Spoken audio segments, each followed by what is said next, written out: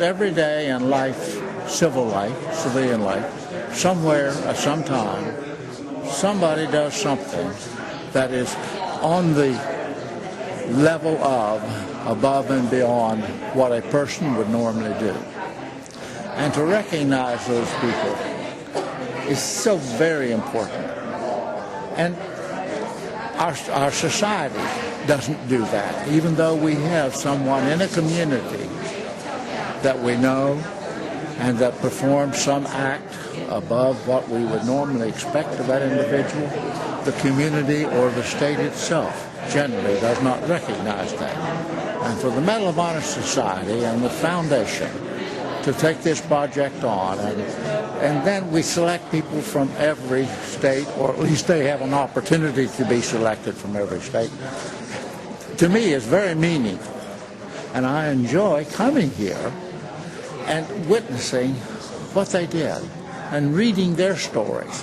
That's just as interesting to me as the stories of the Medal of Honor recipients themselves. When the program started, the recipients felt like the characteristics that are embodied in the medal, integrity, selfless service, courage, patriotism, reside in every American, and they don't need combat against an armed enemy to surface in a person.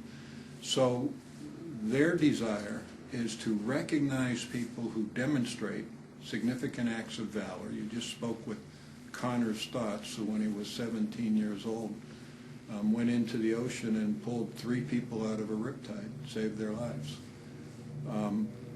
So people who perform these acts of valor or a lifetime of service. One of the other recipients or awardees this year is Troy Yoakum, who was in the military, went to Afghanistan, served overseas, came back and wanted to do something to make life better for returning veterans, and has begun a program to do that.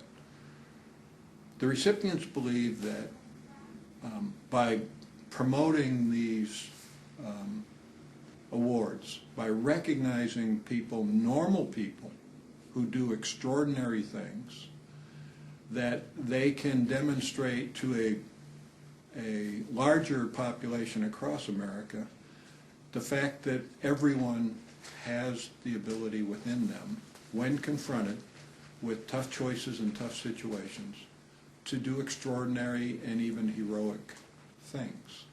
The nominations come in from across the country.